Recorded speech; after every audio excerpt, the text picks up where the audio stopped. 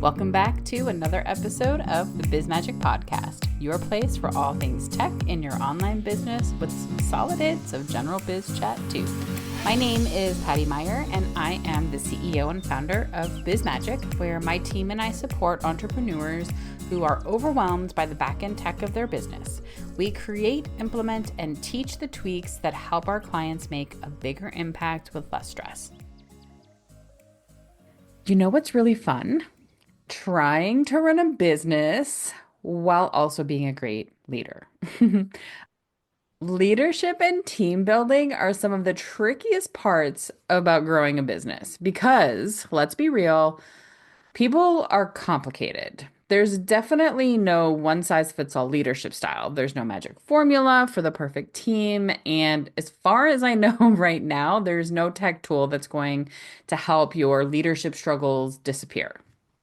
However, if that does get invented, let me know because, I'm gonna want it.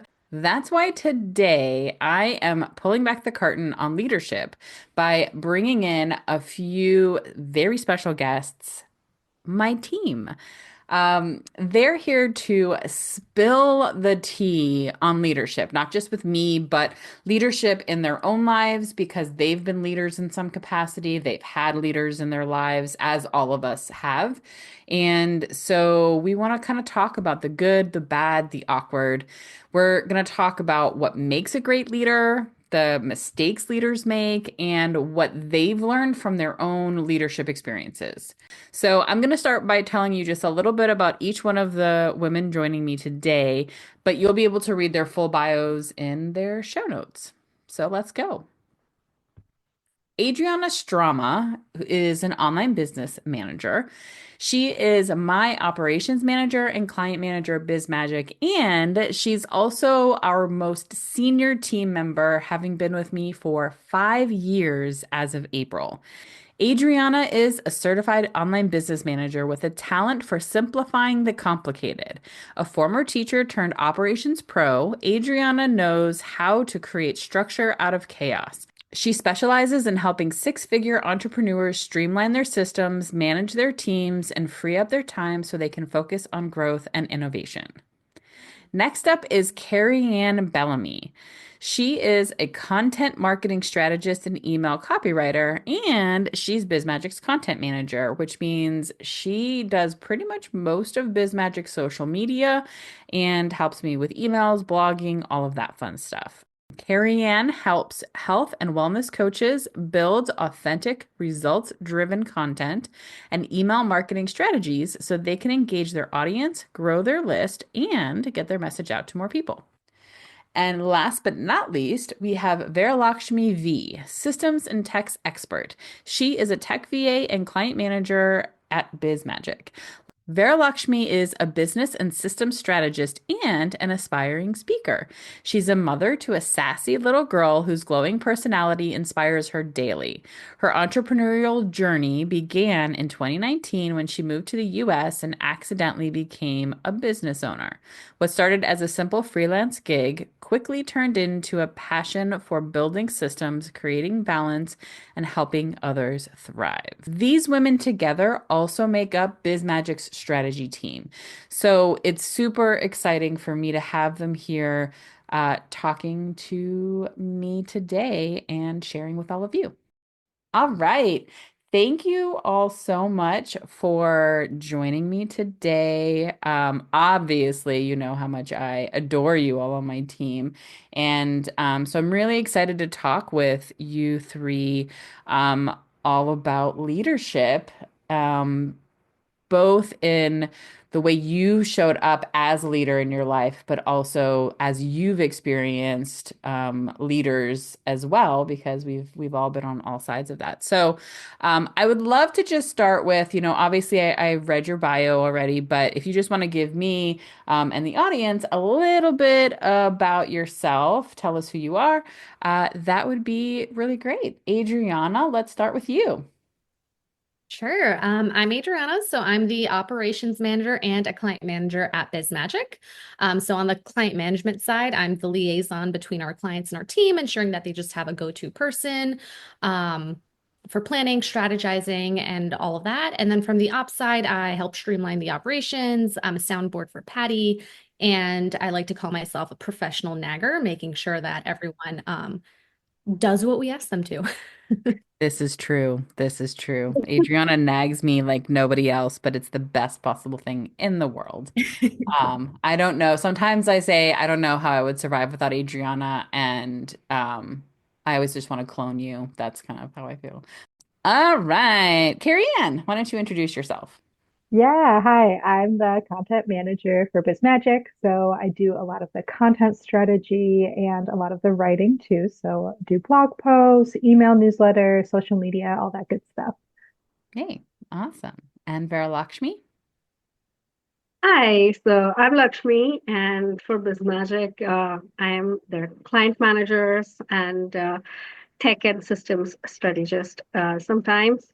And I think I fell in love with tech and systems because of Patty, because you shared that opportunities with me and helped me learn so many platforms. And now I love doing tech and systems for our clients and help building their workflows and doing all things tech. Yeah, I love that. Yeah, because obviously I'm a tech nerd and I love drawing people into my techie web whenever humanly possible. Um, So when each of you started actually at Biz Magic, you sort of started in different positions. Lakshmi and Adriana, you both started as general VAs. Carrie Ann, I think you started as a copy VA. Is that right? Yeah. Yeah, I Yeah, think so. yeah.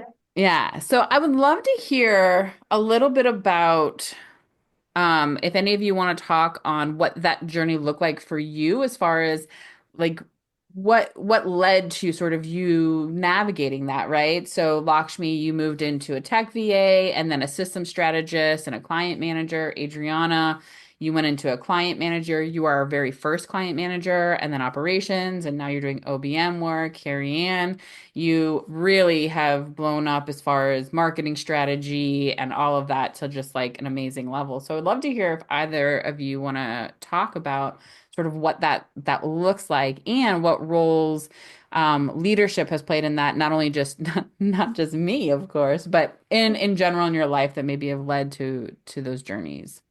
Yeah, for me, kind of it started as a VA. I used to do social media in a 9 to 5 job in an agency. When I first started off, I didn't know there's anything called a virtual assistant. So, but then with research about remote work and stuff, I came to know what's a VA. And then I studied about it, and then I met Adriana, and Adriana introduced me to you.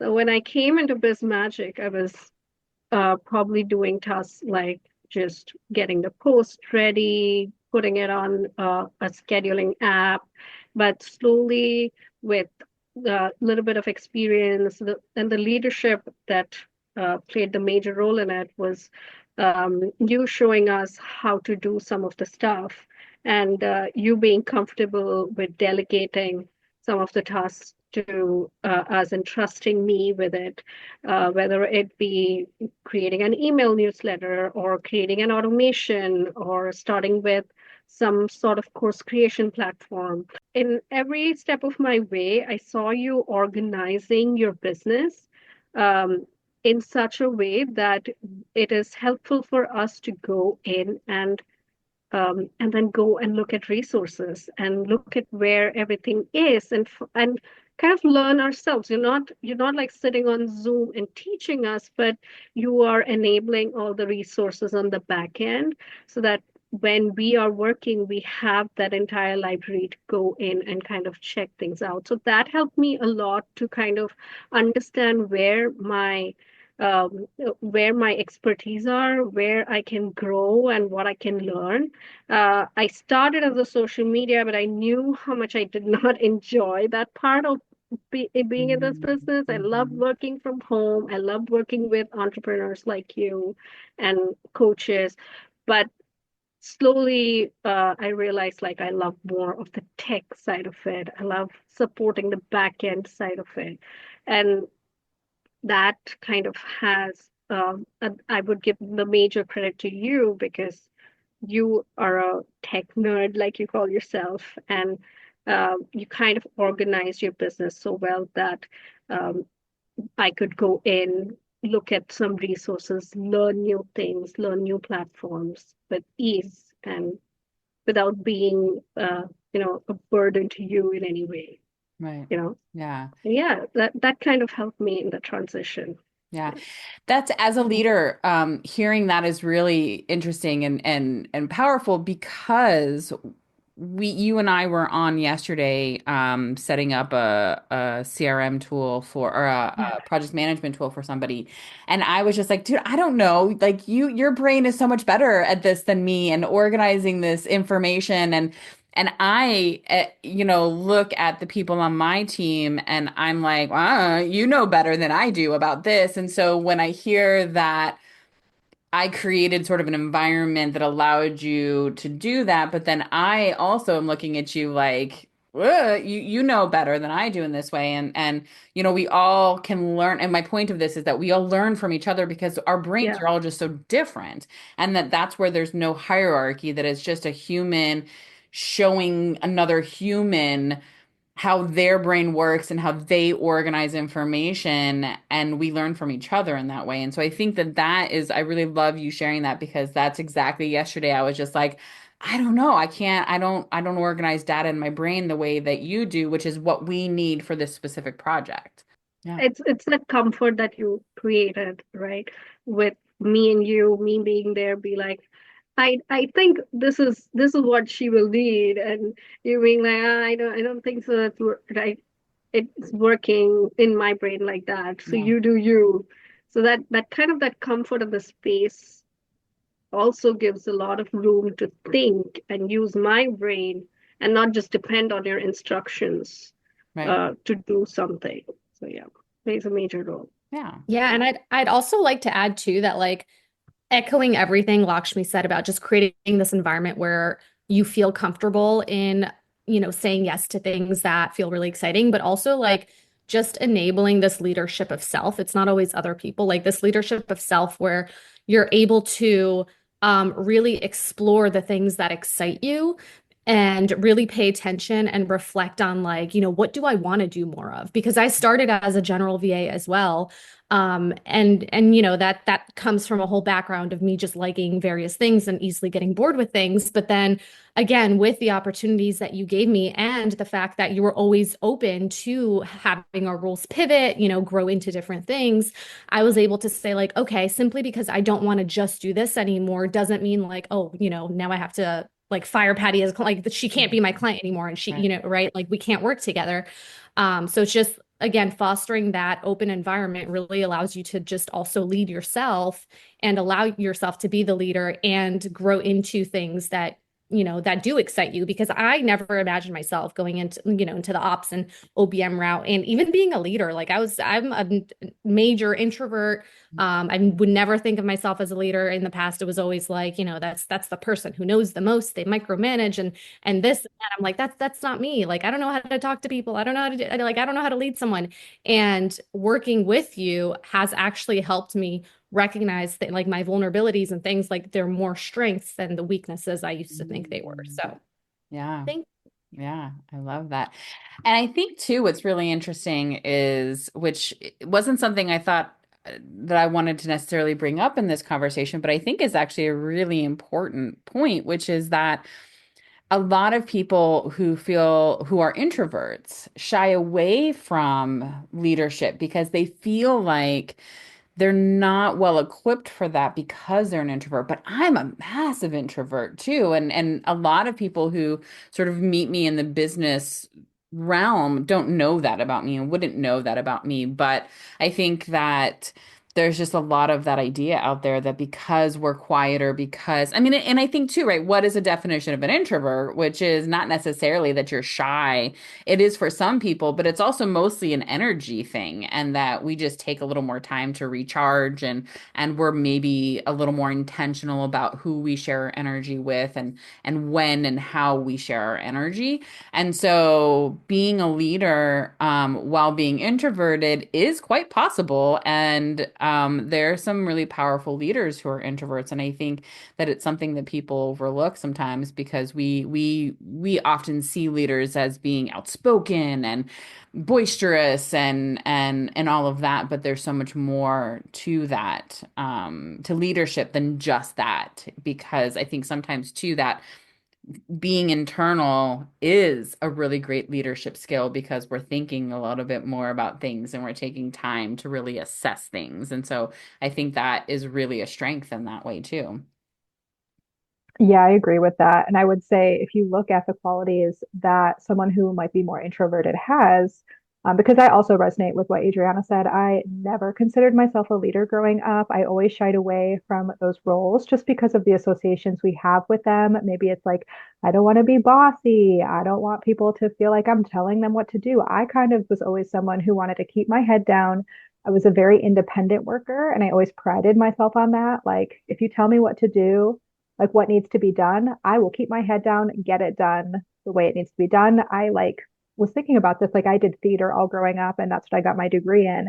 And so I always loved being part of like a bigger team that was like working towards a common goal. So I loved showing up for rehearsal, doing my part that I had been casted for and working together. But when I would step into like a director role in college, I was like, not my thing. I Mm, don't like to be really the person that's like managing all the moving parts. I want to be like more in it. But something that you said to me, Patty, that really stuck with me, I think it was last year, is that being a leader, like when you shift into the entrepreneur role, so whether you consider yourself a freelancer, a contractor, a business owner, an entrepreneur, like there's all these different titles that might have different associations with them. But if you're self employed, that takes a level of self management that is very different from working a 9 to 5. And the level of like self initiation you have to have, time management you have to have, communication skills that you have to be able to communicate with clients and people you're working with effectively because it's not on anyone else anymore. At the end of the day, it's on you. And I remember I was telling you, like, oh, I just don't really see myself as a leader. And you were like, but you run a business, you're already a leader. So I think if you're someone who's introverted and you have similar maybe thoughts about yourself, think about leadership doesn't start with managing other people. It really starts with mhm. managing yourself. And how do you show up every day for yourself and your business? So even if you're not working with a team yet or with other contractors, if you can lean into those strengths that you're already showing, then that's going to sort of lead into maybe that next phase of growth for you where you can start showing up in for other people the way that you're showing up for yourself currently. And that's what makes a good leader. It's not about all of those outward qualities, but yeah, like you were saying, those internal qualities. Yeah, yeah, absolutely. Yeah, it's so true. There's so many of like that's one of the things I see a lot, especially since I've worked with so many solopreneurs, as all of us here have for so long, is that we see a lot of that self-doubt in ourselves as business owners, as entrepreneurs, and we sort of compare ourselves to other people, and through that comparative lens, we basically put ourselves down and we say, well, I can't do that and I can't be this. And, but it's true. I mean, that's what leadership is. I mean, and there's so many ways in which you lead in your personal life. If you have kids, if you have a dog, if you have, or animals, like if you have whatever, a business, like, there's so much leadership that happens on a regular basis. And like you said, like just you managing yourself is leadership. And so I think that the more we can sort of change the sort of definitions that exist that we believe and that we've been told and experienced for so long and really look at, well, what does it really mean and in what areas do I lead in my life and in my business currently? It really is a game changer. um so I would love to ask, kind of looking at leadership, what is the best leadership experience you've ever had, if you can think of such a thing, and what made it stand out for you? For me, I think it's when I started my freelance journey. I think I first started as an intern to a solopreneur who was dealing with luxury bags. Mm, Um, she was solopreneur, and I used to go into New York City to work with her on her campaigns and stuff. And it was a great experience because with the respect and love she treated me as an intern, who was only paid for travel. Mm, I kind of found a lot of self-confidence there. mm, And that's when I decided I want to work with women, because I was working in a 9 to 5, which was more men surrounded as managers in bigger roles. And I hadn't seen women in those roles as much. I had, but I didn't have a direct person who was my manager, a woman or something. But here in this virtual assistant world, I'm seeing solopreneurs, they're women, and I'm attracting more women in this role. So I saw I saw the business world in different lens, and I yeah. saw how they respect you, how they want you to grow with them. They're not just rooting for their growth, and they just don't want the work done, and they're just out of office at 5, and you're sitting till 11 just doing getting stuff done, but they are rooting for you to Hmm. go home, be safe, enjoy with your family, come back, learn something. So that process of them looking at you like a whole person Yeah. completely changed the game for me. For me, that's one of the things that always stood out in my experiences as somebody who had leaders, right? Were how often people were had their own interests only in mind. And so when I started my business, that was something that I was like, this is not like, I want to empower everybody who's a part of this, because I'm a stepping stone to everybody's something else.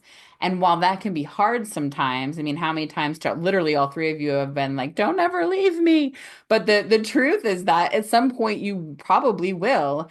And that is a very exciting thing, as hard as it is for me, because I adore you and your work and all of that. But what kind of leader would I be if I tried to stifle people just so that they would continue to work with me in the way that I want? Or if everything I did was focused on my own growth and my business's growth, and not seeing you as individual beings that have your own personal lives that also need time taken out, the same as I do. And I think there's a lot of that, and a lot of that I think comes from corporate world and being kind of leftovers from that idea of numbers and results and work, work, work, work, work. And things can kind of slow down, which feels counterintuitive in entrepreneurial world when you allow it to.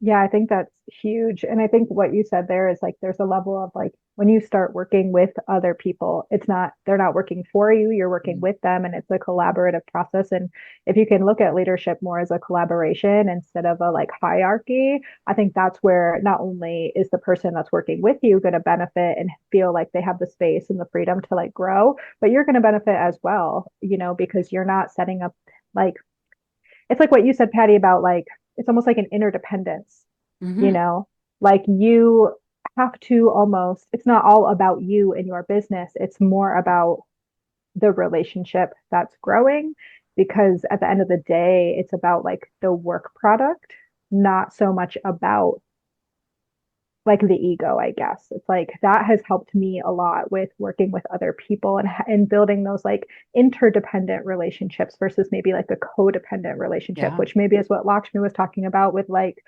having these bosses where you feel like you always have to over explain yourself or come up with some excuse. Like it's very much like they're relying on me. And if I don't show up, I'm in trouble. But when you really step into more of an interdependent relationship, there's definitely just a lot more harmony.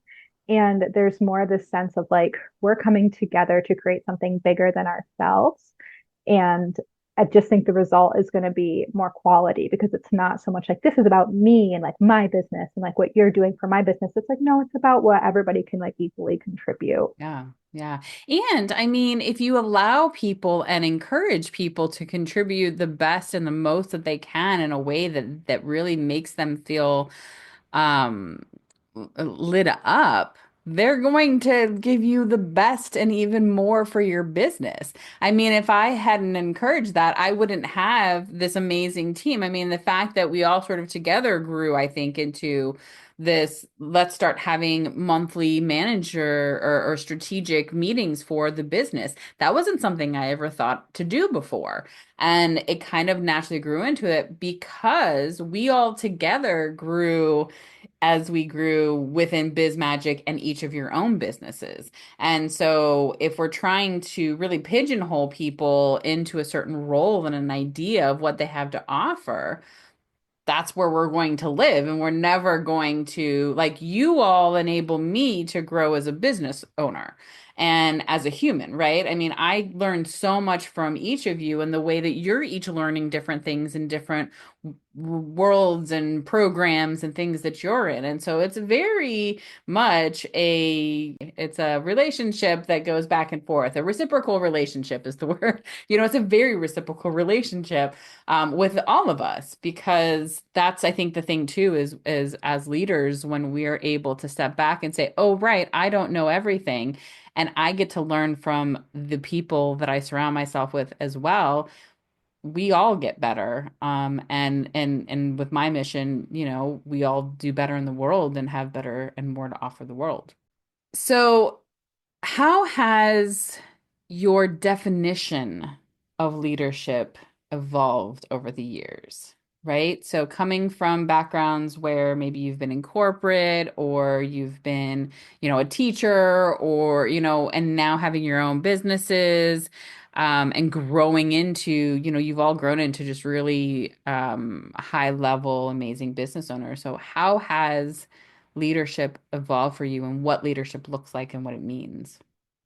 Yeah, so I'll start that. I used to think that great leadership was really, right, like I mentioned before, being the most knowledgeable person, the most senior person, right, in the room, was having all of the answers, directing the team, right, always knowing what's going on, and just being like that omniscient presence in an office.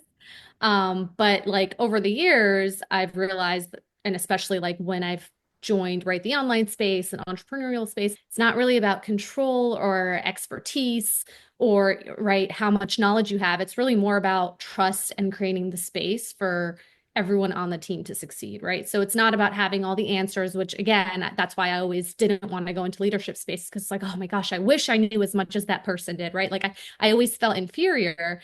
But it's really about like listening, right? Being the person who speaks less and listens, asks the right questions, and really just empowers their team to feel comfortable to, right, share their opinions and feel like thought partners and right, like just be a partner, like we've said many times, right? Be a collaborative partner.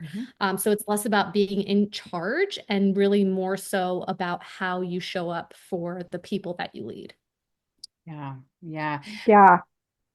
And like holding that vision too. That's kind of how I've seen it change. Like I agree with you, Adriana. I used to think that it's like you have to know all the answers. You always have to be on. You always have to be responsible for everything and everyone. And I don't think it's necessarily about taking on, I mean, to some degree, yes, as the leader of a business or in any role, you are going to have your responsibilities. And at the end of the day, it does fall on you. But I think it's really more about being that vision holder and a strategic decision maker as well. So when you can like get out of your own way and think that, oh, I have to do everything for everyone, I have to micromanage all of these tasks because I'm responsible, they have to be done this way. So I better, put all this stuff on my plate. It's more about stepping back, looking at the bigger picture and making the decisions that are going to keep that vision moving forward in the most like efficient way possible. And that's something that I have always struggled with in the past few years of my business, is realizing that decision making is really a skill that you have to practice. Yeah. And you really only get better by trial and error. And I tend to really get stuck in that kind of decision making phase where you have maybe ideas for a long time, or you're getting tripped up by processes that aren't working for you anymore, but like you don't really know how to change it. And really the only way that you can like move through some of those obstacles as a leader is by knowing how to make those decisions. And of course, you're going to make mistakes and sometimes you're going to make the wrong ones, but like learning from those mistakes and then making a different decision the next time the opportunity presents itself. I mean, I do want to add one thing here that what evolved for me, the meaning of definition of leadership changed from competition to collaboration Mm, because creating a collaborative space and understanding each of the team members' strengths and then letting them think through it is is a huge advantage for both the leader and the people uh, who are in that space because they're all leaders in their own thought yeah. process, but then coming together and fulfilling one person's vision um, is it doesn't have to be like just instructions and then you have Mhm. so many because the corporate I come from like a airline industry Yeah. background. I was a customer service rep, and I know how competitive it gets and how you have to deliver results. So, coming in this space with a collaborative approach where I can put in my thoughts and then everybody contributes to it, and then we all are moving towards one vision and with so much enthusiasm is a big deal. Yeah. Yeah.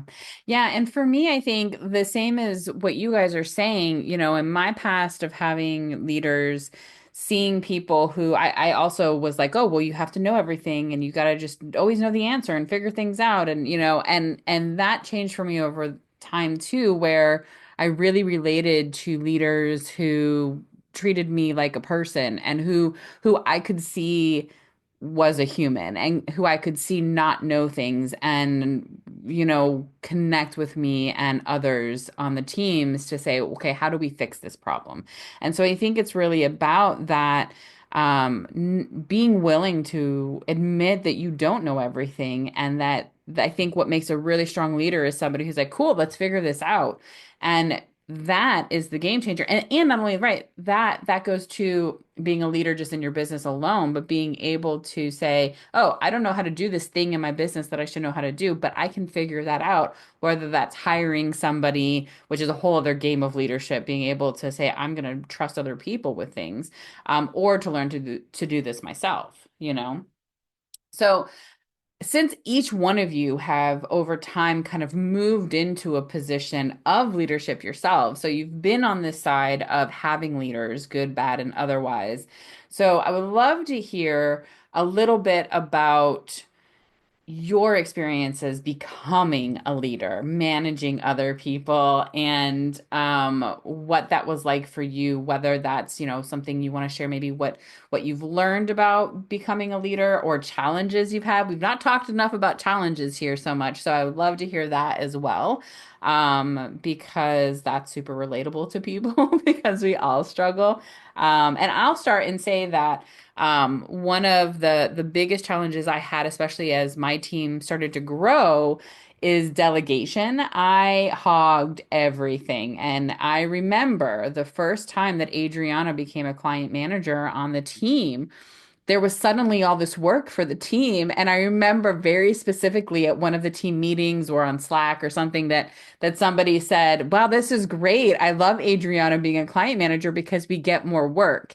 And I think it was actually Adriana, and it was when I got my first assistant, who also we would have meetings regularly that would pull stuff out of my brain and be like, okay, Patty, why are you doing all these things yourselves? And so that is something as a leader that is really hard sometimes because I always know what's best and I know how to do everything right and perfectly all the time, and nobody else can do it the way that I want it done, right? So getting to that point of learning to delegate, woof, that has been one of the hardest things for me in growing a team and trusting, kind of like we're talking about, trusting the people on my team to support my vision and show up for my vision, um, while still having their own personal selves in it. Yeah, and care about your vision as much Yeah. as you do. I think that's the hard part for a lot of like entrepreneurs is like you build this thing, you put so much time and for a lot of people in our industry, we work with like a lot of coaches and just women who they started their business because they have like a deeper purpose that they want to fulfill. Yeah. And that's different than maybe just going to like a corporate 9 to 5 job that you're not really connected to like the mission behind it. So like when you build something that you care so much about, I really think that is the hardest part is surrendering that control because it's like, okay, it's the quality that this person that I'm trusting to do this going to be as good. Do they really care as much? Are they putting in the same intention that maybe I would put in? I will say for myself, I have definitely struggled with delegation a lot.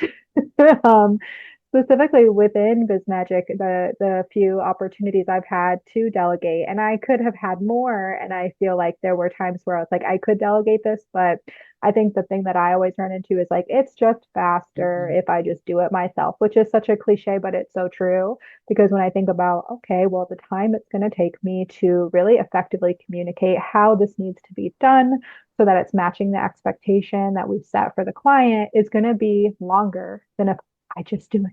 But that's such a limiting thing, like such a limiting trap to get stuck in, not only because when you do actually have to delegate, you're not going to have like that muscle developed because it's just, I mean, at least for me, like there have been a few times where I've either delegated or maybe someone was taking over something that I was doing for like a long time and I didn't communicate as effectively. Like as maybe I could have. And then the transition I'm thinking in my head is going to go super smooth.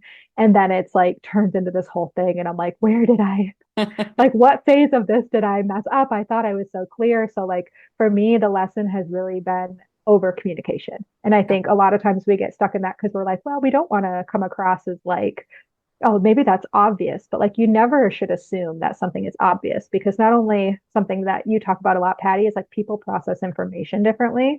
So even if something is super obvious to you, it might not be obvious to someone else. And that's not because they, aren't don't have the skill that they need to have or that they're, whatever. It's like it just might not be obvious to them. So I've had to really learn that over communication is very, very good. And then active listening is a super important skill like when you are delegating or you're on a call with someone, like always asking them, checking in with them, and just letting them say it back in their own words so that you can understand maybe where the gap is because you can't assume you know.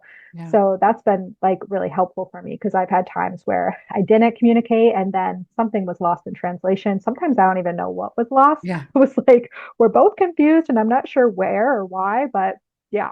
Mm-hmm. Yeah. Yeah, I want to add to what Keriann said because she was talking about over communication, and I know how much I have have needed that.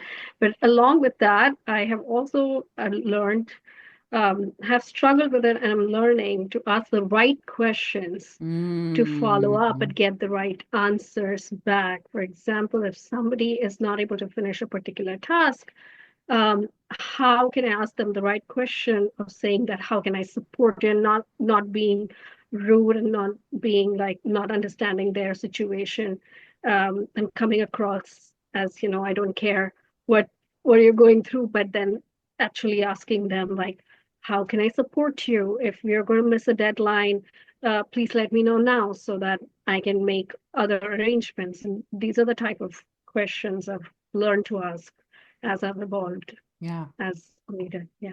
Yeah. Yeah. Go ahead. And yeah, I could I could do like a whole day talking about this. I have so much that I could say here. As I mentioned, I never thought I would be in a leadership position. So, and this may or may not be true, and maybe other people feel the same way, but like I sometimes feel like leadership, while I love taking, really transitioning into these roles, I do feel like it sometimes comes a little bit harder for me. And so a couple of things I've learned is like, one, don't take things personally. That was a really hard lesson. Mm-hmm. I'm a people pleaser and everything to me used to be personal. And sometimes it still is. I have to kind of talk myself down. Sometimes I'll use ChatGPT to kind of therapize with me and be like, no, relax, you're fine. But yeah, like I would take everything like personally. And to kind of go into that is like, also be careful not to let yourself create narratives around people's behaviors. Because that's also really easy to do where it's like, oh, they're not meeting this deadline or this didn't get done. It's like, ah, they don't care. They're not doing it because they hate me. Like, okay, Yeah. now I'm being dramatic. But, like it can really, really easily escalate to like, oh, they're not doing like, where in reality, something came up or they didn't get the notification or, whatever, they just forgot, right? Which is most likely what happened, but your brain can very easily spiral and make it about something else or about you. And it can really lead to a lot of frustration and like harbored resentment and miscommunication. So that's two. And then the last one is like, don't avoid difficult conversations. I learned this the hard way, where again, I tended to, I don't anymore, but I used to think things would like resolve on their own. And because I also don't like confrontation naturally, like it's not a skill for me. So I just think like, oh, it's fine. Next time it won't happen again. But like unless you give that feedback, unless you have that conversation, it's just going to save a lot of headaches and assumptions and lead to a faster resolution if you just take it on head on and try to remove the emotion from it. And that's not to say, don't be compassionate, right? Definitely be compassionate with your team, but instead of creating those narratives and taking things personally, right, take all of that out of it because it's really your brain coming up with a lot of stories when you don't have all of the facts. So really take that part of the emotion out of it, give the benefit of the doubt, and then don't avoid those difficult conversations. Just take them head on, have them, and then you'll have more information with what you can do, whether that team member is still a fit for that task or the team as itself or whatever the case is. But that the only way you'll figure that out is by having those conversations that we tend to avoid. Yeah, absolutely. Those are all really great. And that for me, because I also am a people pleaser and I want people to like me, which you've Mhm. all experienced with me at some point or another. And so that is, for me, it's one of the things that I think makes me a really strong leader in certain ways because it allows me empathy and the ability to connect with the people that are on my team and my clients and everything. But it's also difficult because when I have to have those hard conversations. I don't wanna because they're my friend now and I don't want to hurt their feelings and I don't want them to not like me and all of these things. And so it makes it really hard to have those complicated conversations. And so that was something that I learned a long time ago that was one of the hardest things for me as well is being able to how do you have that line with people that, because I want to work with people that I love and that are in alignment with me, which means I want to be their friends. They're cool people typically. And so I want to hang out with them in some way or like, you know what I mean? Like, so how do I respect that line and how do we connect on a personal level on a friendship level if that is a mutual feeling and also still maintain this sort of authoritative figure that you need to maintain when you're a leader. And so that is definitely something that has been really really hard for me and it's something that yeah, has taken a lot of time and a lot of work, and I have not done smoothly many, many times. And whether that's blowing up a friendship or avoiding some terrible situation and just not letting that resolve, But it's really become a thing where I have to say, cool, like we can be friends, and also you're working in my business and this is what needs to happen and this is a conversation I need to have.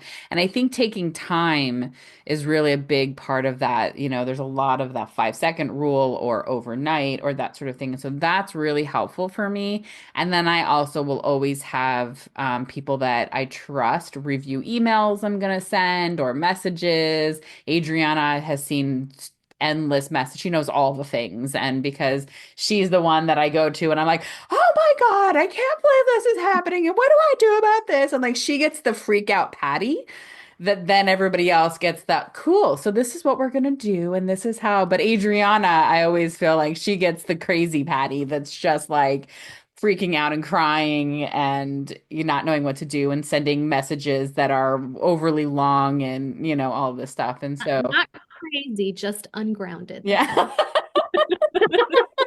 Maybe a little unfiltered. Yeah, unfiltered. I think that's a Definitely a little yeah, unfiltered. the well, the very emotional and reactive Patty. Like in the moment when something happens, I go to Adriana and I vomit all of the stuff and feelings and she does well, what do we think about and maybe it's possible if and what if we talk about what if you call say that, and I'm like, "All right, fine."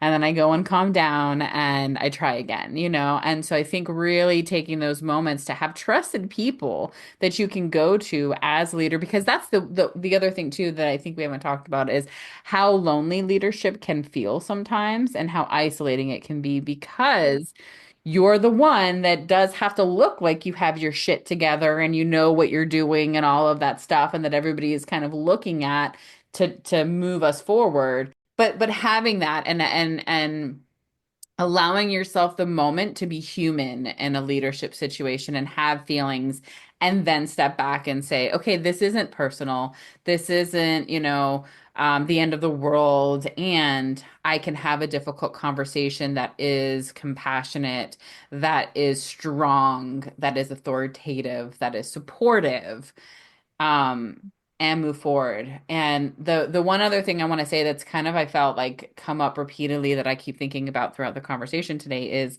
how similar leadership is to like kind of coaching, the idea of like that for me of like the thought of coaching people or something like that. I just did air quotes because you can't see me, but I was like, coaching people.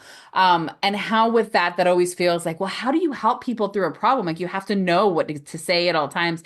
But really, what coaching is listening, asking the right questions, asking reflective questions, trying to understand where they're coming from and how to get them to the next place, that how they can help themselves get to the next place. Because that's the thing is as a coach, you don't know really everything.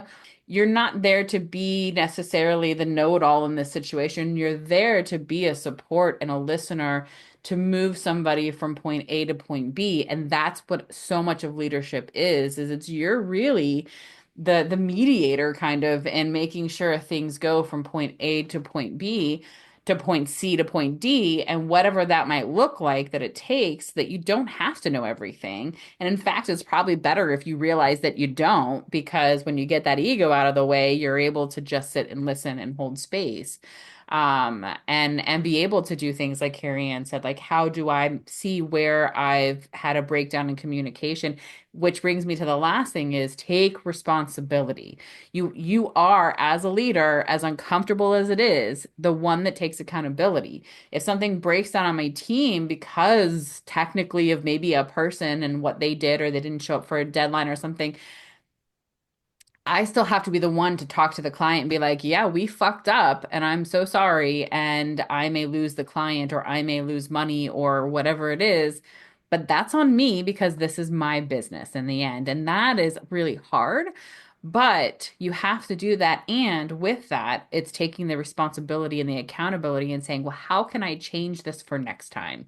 What did I do in this that maybe led to this outcome? And how can I show up differently for my team, for myself, for my business, instead of just blaming everybody else and their uncle, because that's what sometimes we want to do. Yeah, and there's something I want to share in terms of responsibility because it's a reflection I had. Maybe it was like a few months ago when I was just feeling a little burnt out. It was probably around the holidays before we all needed like a break. But it's funny when you start working for yourself because I think we all sort of have this habit of when everybody complains about work. It's kind of embedded in our culture, like especially since we live in a very 9 to 5 culture, that you want to kind of complain about whatever it may be. And I think I caught myself, I had like a narrative in my head where I was sort of like just complaining about, oh, I don't like want to do this task right now, or I just like don't feel up for doing this. But there's nobody to blame when you work for yourself because when you work at a 9 to 5, and I'm just saying 9 to 5, obviously, I know people work all Yeah. sorts of jobs, but when you work for someone else, it's easy to just be like, oh, my boss is being like this, or oh, I hate this job because I don't want to have to show up at this time, or I can never get a day off. But when you work for yourself, like all of that goes away and you only have yourself to blame. It's like if you don't like who you're working with, the type of work you're doing, or the schedule that you're doing it on, guess what? Like you control all of that. as a self-employed person. And so there is this level of responsibility that you take on as a business owner to just know that ultimately you're responsible for everything. And Mhm. it's a blessing and a curse Yeah. because as I was kind of bitching to myself, I was like, well, okay, there's really, the only thing is to either just fuck it up or like change it. Okay, you don't like your schedule right now. How can you take a bigger picture look at it and start rearranging things and shifting things in the direction? And that's like very empowering, but it is also at times it's difficult. But once you kind of get over that hump, it's huge, Yeah. that is the ultimate like freedom. Yeah. But that comes with the responsibility. Yeah. Yeah. But Patty, before you wrap up, I do have a question for you. Yeah. I want to ask you, like, I know we were talking about challenges as a leader, and you were saying that there's so many times you feel like you're a people pleaser, you want people to like you. Yeah. So at what point, or what are your non-negotiables when it comes to taking difficult decisions or having that difficult talk with probably a team member or a client?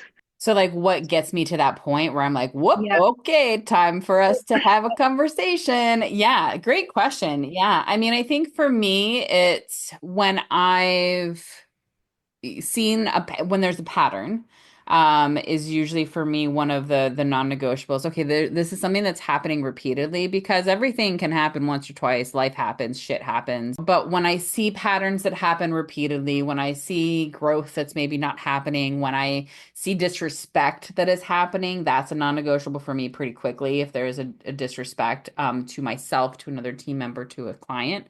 And this goes for clients as well, because I have to have difficult conversations with clients. I've had to fire clients, which is something I have to do as a leader as well to protect my team.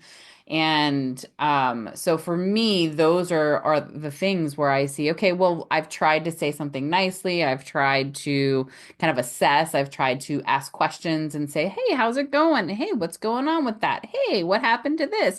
But when I see something repeated, that's when I'm like, okay, well, there has to be a conversation that needs to be had here because there's something bigger that's occurring.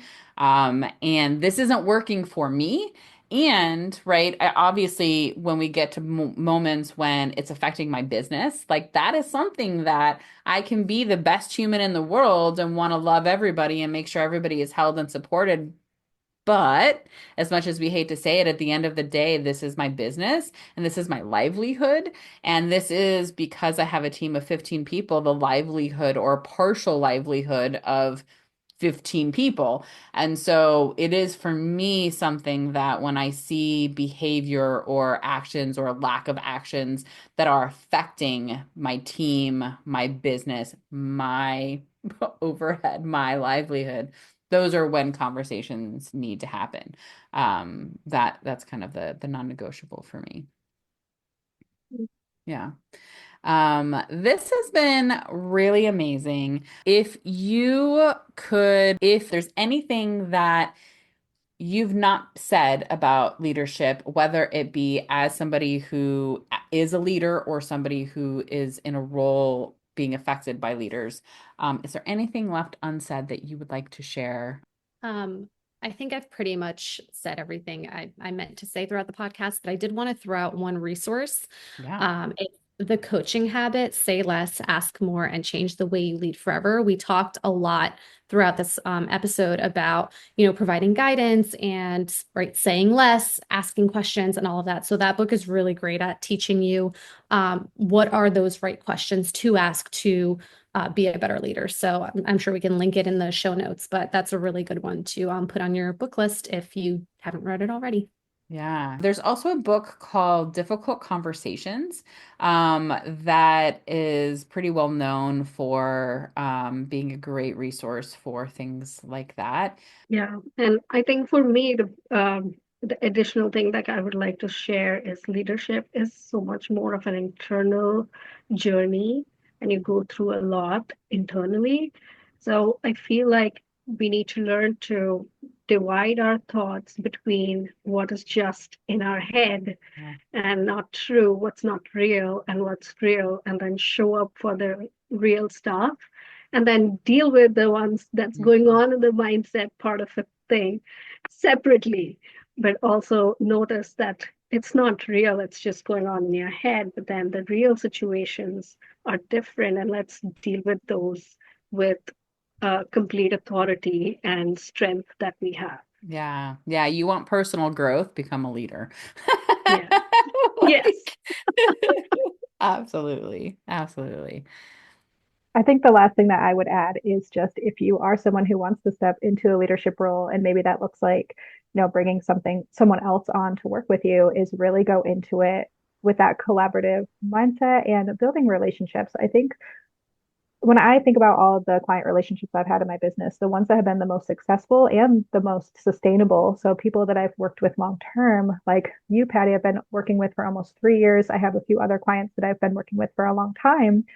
And it's always the people that I have the strongest relationships with that I have built the most trust with. So I think that if you can just go into a new working relationship with really wanting to build trust with someone, communicating with them, and really just trying to get to know them as a person, and really, I know it can be stressful to feel like I have to organize the whole back end part of it. Like I have to get my SOPs and I have to understand how I'm going to delegate all these tasks and create all the processes. That will come, I think, if you leave room for the relationship to evolve and grow. Sometimes it takes time for the process to evolve. And when you give a relationship space to grow, that process is going to evolve over time, and that it's not going to just click into place within the first week, within the first month, maybe not even within the first 3 months. But if you really put the relationship first and you work well with that person and you communicate well with that person, it is going to evolve over time, and that's going to be sustainable for your business. Yeah. Yeah. I love that. This has been so fun and so awesome. Thank you all for tooting my horn a little bit in the beginning. That was excellent, but also for being so open and honest about your own experiences in leadership roles and with leaders. I super appreciate you all so much, and I adore you all so much. And thank you so much for being here today. Yeah, thanks for having us, Patty. This is fun. Yeah. Thank you for listening to another episode of the Biz Magic Podcast. Like most small businesses and podcasts, we rely heavily on word of mouth. So if you like what you heard today or in any episode, please share with your friends and colleagues, and rate, subscribe, and comment on your favorite podcast platform. Till next time, cheers to your magical biz success.